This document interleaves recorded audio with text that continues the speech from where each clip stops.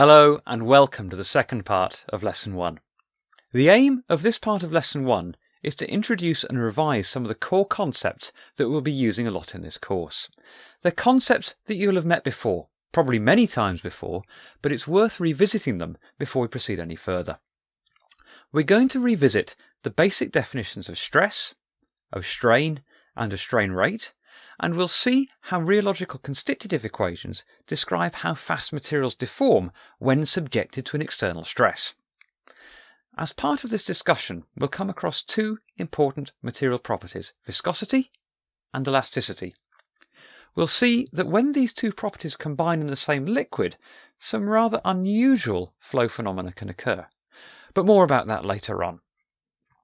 I'd like to start by thinking about stress in one dimension. And by stress, I don't mean psychological stress and sort of pressure. We want to try and avoid that wherever possible. What we are talking about is an engineering definition of stress, which is simply a force divided by an area upon which that force is applied. And so stress can take a number of different Greek letters. We'll be using both Greek letter sigma here and Greek letter tau to denote two subtly different types of stress. For now, we'll just designate stress to be sigma, and we'll just simply say it's force divided by area. Now, we've always got to think about the units with which stuff are measured with. So the SI units of stress are Pascal, newtons per square metre. And those are the units that we're going to be using on this course. Now, you may or may not recall something called dimensional analysis. This ensures that we understand what are the basic physical quantities in any given unit. And so we can look at Pascal, which is the same as newtons per metre squared, and distill that down into some fundamental quantities, such as mass, such as length, such as time.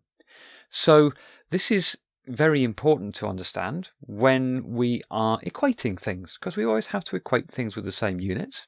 And if we have a whole bunch of parameters multiplied together, added to something else, we want to make sure that all those parameters multiplied together actually have the same result in the units to the thing we're adding them to.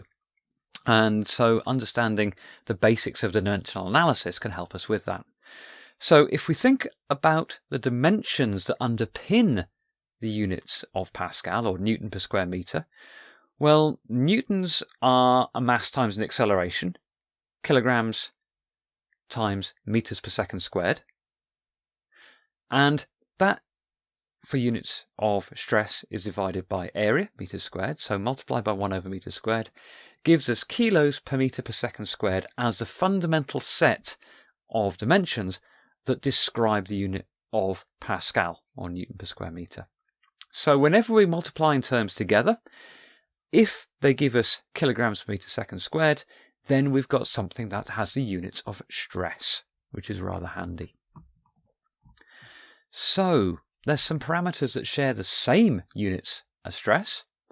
Pressure shares the same units as stress, so we measure pressure in SI units in Pascal. Also some moduli that we'll come across in a minute, like Young's modulus or elastic modulus or viscous modulus, also have units of Pascal. So let's look at a second concept, which is strain. And again, we're limiting ourselves to a one-dimensional definition here.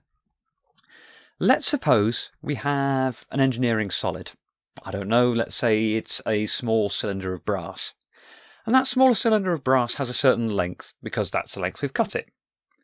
What we're then going to do is subject this cylinder to a stress. In this case, an elongational stress. We're effectively going to grab each end and pull it. And when we grab each end and pull it, then, depending on the nature of the material, it's going to get a little bit longer. Okay, it's going to extend a bit. And so that original length L becomes that original length plus a little bit more, L plus delta L. And this allows us to define what we mean by strain. Strain, given the Greek symbol gamma, is that tiny extension delta L divided by the original length. And so that allows us to quantify how much extension has been imparted by that applied stress. So strain, gamma, delta L over L. If we think about the units of it, it's just two length scales divided by one another. So the units cancel. Likewise, if the units are, well, unitless, then there aren't any dimensions to it. We call this a dimensionless quantity. Now, in rheology, we might come across a slightly different type of strain called the Henke strain.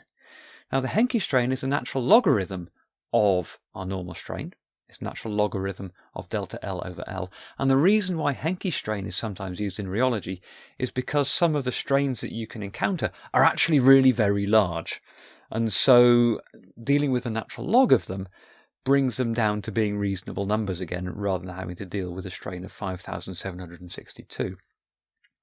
The units of Henke strain, as for the units of strain, are again nothing. They're dimensionless quantities. And so if we think about our diagram, we can say that strain is a measure of material deformation. It's quantified how much extension we've achieved for a certain applied level of stress. And so we can extend this idea to give us a certain material property. You may have come across the Young's modulus before. The Young's modulus is a measure of the elastic nature of a solid. It's a stress divided by the strain. And for linear elasticity, the Young's modulus is kind of the nice elastic bit where the solid doesn't yield and start to deform in a plastic manner. And so Young's modulus is an example of how we describe elasticity, and it's a stress-strain relationship. So let's think about how fast strain can change. Again, in one dimension, we'll define something called the rate of strain, which is the time variation of strain. So, if you like, it would be the time derivative d by dt of strain, d by dt of gamma, or d by dt of delta L over L. We'll come across this symbol gamma dot quite a bit. Whenever there's a dot over a parameter such as, I don't know, displacement or strain, it simply means the time derivative of. And so, if gamma is strain, gamma dot is a time derivative of strain, or what we term the rate of strain. Now, because we've taken the time derivative, the rate of strain does have units. It's per second, or reciprocal seconds, because we've divided, in effect, by time.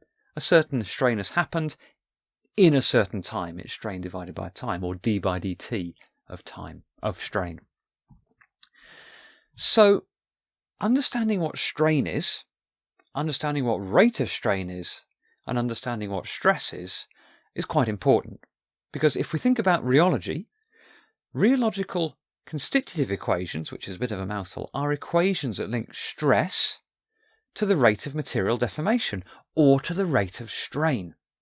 And so, how we describe the deformation of materials depends on understanding the state of stress and the state of the rate of strain.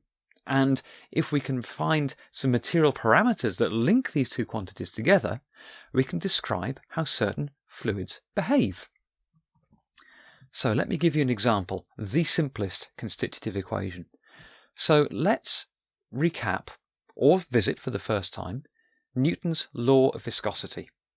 So Newton's law of viscosity can be written as stress, sigma, equals mu viscosity times du by dy, rate of change of velocity in a direction. Okay, that seems a bit strange, but let's break this down. Let's look at the units, and this is why dimensions can be important. What are the units of du by dy? Well, velocity is meters per second. A spatial derivative, d by dy, has units of reciprocal meters, 1 over meters. So meters a second times reciprocal meters gives us units of reciprocal seconds. And so the beauty of understanding how to manipulate units and dimensions is that we can gain insight into combinations of parameters. And so the insight that we've got here is that du by dy has units of reciprocal seconds, and so it is a way of writing down the rate of strain, which is really useful. So what we have, in effect, is our first constitutive equation. My stress, sigma, is equal to mu my material property called viscosity times my rate of strain. And we call this the Newtonian constitutive equation. Actually, it's the Newtonian constitutive equation in just one dimension. The three-dimensional form needs a little more detail, but we'll worry about that in future lessons. Here we can also see one of our first rheological parameters. It's a measure of how this particular material resists deformation. Viscosity. If you think about everyday liquids, water is quite runny. It's got a low viscosity. Honey. If it's cold honey, it's not particularly runny. It's got a very high viscosity. So abstracting this, how thick or thin a liquid looks is a direct observation of its viscosity. And the viscosity is a measure of the material's resistance to deformation. And viscosity is one of the key parameters that we'll be measuring, along with one or two others that we'll explore later on. So, for a liquid, we've got viscosity as a key parameter. For a solid, we had elasticity as a key parameter. And both viscosity and elasticity allowed us to relate stress to deformation. For our solid, the deformation in question was strain, and the material parameter was Young's modulus. For our liquid, the rate of deformation is strain rate, and the material property is viscosity. Now, if we look at viscosity, and again we look at the units just to become familiar with these units, we'll see that if we look at the Newtonian constitutive equation, on the left-hand side we've got a stress, which we know we measure in Pascal. On the right-hand side, we've got a strain rate, which we know takes units of reciprocal second. So viscosity has to be Pascal divided by reciprocal second, or Pascal seconds. And we can think of this in fundamental dimensions as kilogram meter per second. Now, we're going to spend quite a lot of time on this course looking at materials that exhibit both viscosity and elasticity. We call these materials viscoelastic materials. Now, viscoelastic materials have a great deal of very interesting flow behaviours. And so one of the things I'd like you to do in this first lesson is to go and explore all these different types of flow behaviours and become familiar with them. So go and trawl the internet, go and trawl YouTube, go and trawl the academic literature and find out all about flow behaviours of viscoelastic liquids. I'll give you a few pictures here, but these are just a motivator for you to go out and find some more. There are more viscoelastic flow phenomena than there are pictures that I'm showing you. So here is one viscoelastic flow phenomena. I've got a solution in this pouring jug here of polyethylene oxide and water with a fair amount of isopropyl alcohol to keep the solution working, and some fairly grotty looking food colouring. But I want you to look at the liquid level in the measuring jug. It's a long way below the spout. I also want you to look at the spout and note there's liquid still flowing over the spout. And so here is an example of what we call self-pouring, or the tubeless siphon. So go and find out a bit more about that. If I was to put that same solution in a syringe and squeeze that solution out of a syringe, as I've done in the second photograph here, I'll see that the fluid swells as it comes out of the syringe, which is perhaps not what you'd expect. This is an example of something called extradate swell. And if you've got a polymer extrusion line or a blow moulding line or some other shape forming process, you'll see that extradate swell can be quite a tricky customer to deal with because it distorts the shape you've just formed. Extradate swell is a result of stored stress, stored elastic stress within a viscoelastic material. So go out and find a bit more out about extradate swell. A very interesting effect that you see with viscoelastic liquids, especially if you stir them, is something called the Weissenberg effect. And in the third picture there, I've put in my measuring jug something called polyvinyl alcohol. It's basically wood glue. It's again a concentrated polymer solution.